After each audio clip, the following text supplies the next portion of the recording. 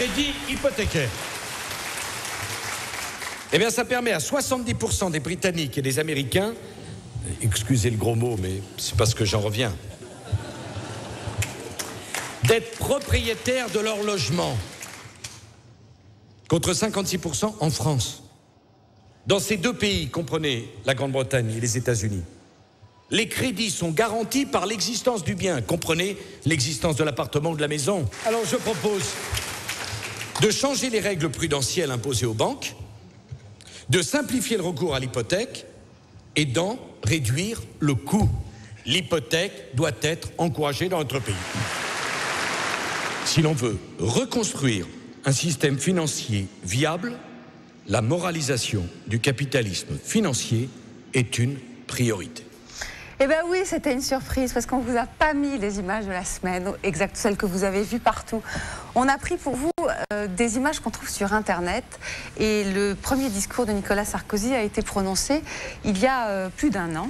Et comme vous l'avez entendu, il encourageait les subprimes. Il trouvait que c'était plutôt une assez bonne idée.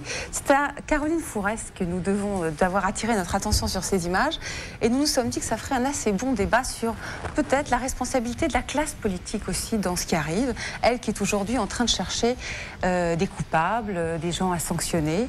Alors pour quelle raison, qu'est-ce que vous avez vous ressenti quand vous avez découvert ces images et qu'est-ce que vous avez envie de dire à partir de ce diagnostic? D'abord, je voudrais rendre hommage à l'internaute du site leposte.fr qui est le premier à l'avoir déniché, parce que c'est la beauté de la révolution numérique. Il y a une forme de mémoire et il y a toujours des gens pour se souvenir à votre place de ce que vous voudriez oublier. Et visiblement, Nicolas Sarkozy avait oublié ce discours. Et le débat contradictoire qu'on aimerait avoir aujourd'hui, c'est entre ces deux Nicolas Sarkozy, parce que ça ferait une joute absolument formidable.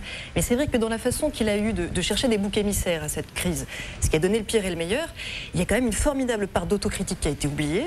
Tous les gens qui se sont précipités en politique pour nous expliquer qu'il fallait des fonds de pension pour financer les retraites, qu'il fallait déréguler le marché, aujourd'hui on ne sait plus trop où ils sont, ils ne parlent plus beaucoup. Et ce qui est un peu inquiétant, c'est qu'on se dit que Nicolas Sarkozy, il est en train de se révéler, il est en train de se transcender, la crise l'a transformé, la transformation est extrêmement claire, mais néanmoins c'est quelqu'un qui a eu ce manque de vision et qui aujourd'hui... ça crée un manque de confiance léger, c'est-à-dire qu'on se dit, là par exemple, il est en train d'injecter énormément d'argent dans les banques et c'est souhaitable, il ne faut pas faire de poujadisme, il ne faut pas dire c'est pour les banques, du coup c'est pas pour nous, c'est pas vrai, c'est pour nous. Mais sauf qu'il est en train de parier sur le fait, et c'est toujours ça, son fonds de commerce, je mets le plus d'argent dans l'investissement, si les entrepreneurs investissent, ça va bien se passer. Et non, ça va peut-être pas bien se passer. Peut-être que les entreprises, même en investissant, vont se planter. Ça, c'est la question de ce qu'on fait aujourd'hui. Tout l'argent pour soutenir pendant ce temps-là l'État et les gens qui vont tomber, il est où? Ça, c'est la question des...